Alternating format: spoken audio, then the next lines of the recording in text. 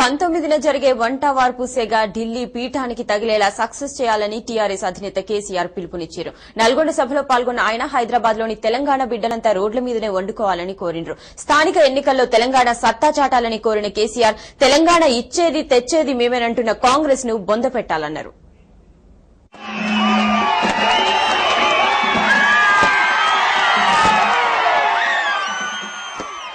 తెలంగాణ సెగ ఢిల్లీలోని మన్మోహన్ సోనియాలకు తాకేలా చేయాలని టీఆర్ఎస్ అధినేత కేసీఆర్ ప్రజలకు పిలుపునిచ్చారు. 19వ తేదీన హైదరాబాద్లోని తెలంగాణ బిడ్డలంతా రోడ్లపై వంట వార్పు చేసి తెలంగాణ సత్తా ఏంటో కేంద్రానికి తెలిసేలా చేయాలన్నారు. నల్గొండ జిల్లా చింతపల్లి మండలం నెల్వెలపల్లిలో జరిగిన సభలో పాల్గొన్న కేసీఆర్ స్థానిక ఎన్నికల్లో తెలంగాణ సత్తా చాటాలని ప్రజలను కోరిరు. తెలంగాణ ఇచ్చేది తెచ్చేది మేమే అంటున్న కాంగ్రెస్ ను బొందపెట్టాలన్నారు. నల్గొండ జిల్లా మంత్రులకు దమ్ముంటే ఎస్ఎల్బీసీ ఎస్ఆర్ఎస్పీ ప్రాజెక్టులను పూర్తి చేయించాలని సవాల్ విసిరిరు. దీనికోసం రాజీనామాలను సీఎం ముఖం మీద విసిరేయాలని డిమాండ్ చేసిరు. పక్కనే కృష్ణా నీళ్లున్నా నల్గొండ ప్రజలు ఫ్లోరైడ్ నీళ్లు తాగి అరిగోసపడుతున్నా సర్కార్ పట్టించుకోవట్లేదని మండిపడ్డారు. హైదరాబాద్ నడిరోడ్డు మీద వంట తెలంగాణ పోర్ మంట అని 19 చేసి పిలిపించింది. మీరు కూడా దయచేసి ఇక్కడ ఉన్నోళ్ళు మీ ప్రాంతం వాళ్ళు హైదరాబాద్ లో ఉంటే టెలిఫోన్ చేసి చెప్పండి దయచేసి. ఆనాడు మీరు ఖచ్చితంగా తెలంగాణ కోసం రోడ్డు మీదనే వంట వండాలి.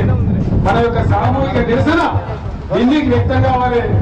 హైదరాబాద్ లో పెట్టే పొయ్యి శాఖ ఢిల్లీలో ప్రధానమంత్రికి సోనియా గాంధీకి ఆ శాఖ జరగాలని చెప్పి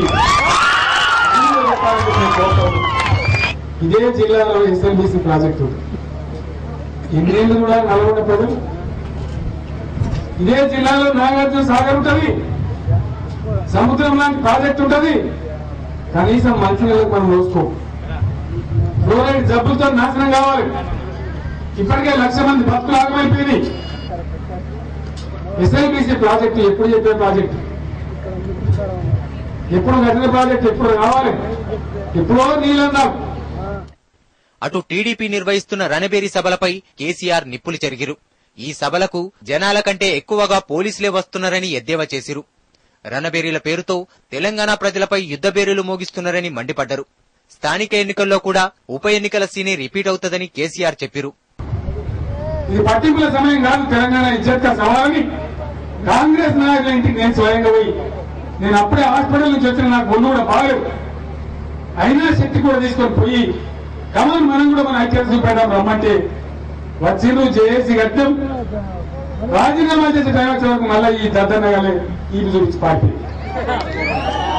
ఆనాడు ఒక 40 మంది 50 మంది ఎమ్మెల్యేలు రాజీనామా చేసుకుంటే సచ్చుకుంటే ఢిల్లీ దిగొచ్చేది ఈ పార్టీ తెలంగాణ రాష్ట్రంలో ఉంది. ఉన్న తెలంగాణ ఊడగొట్టింది ఈ కాంగ్రెసే, తెచ్చిన తెలంగాణను కూడగొట్టింది కూడా ఈ దద్దనలే.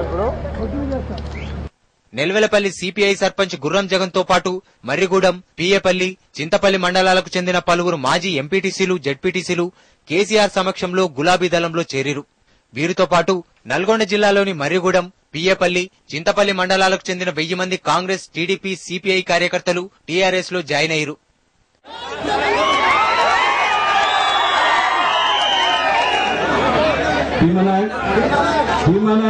అదేవిధంగా నెహ్రూ,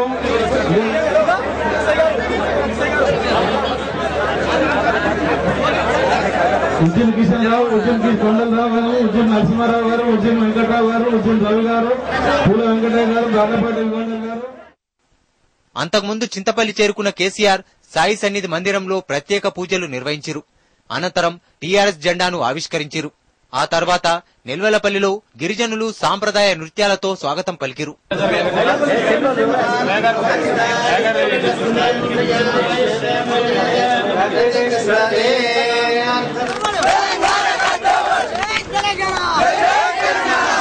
తెలంగాణ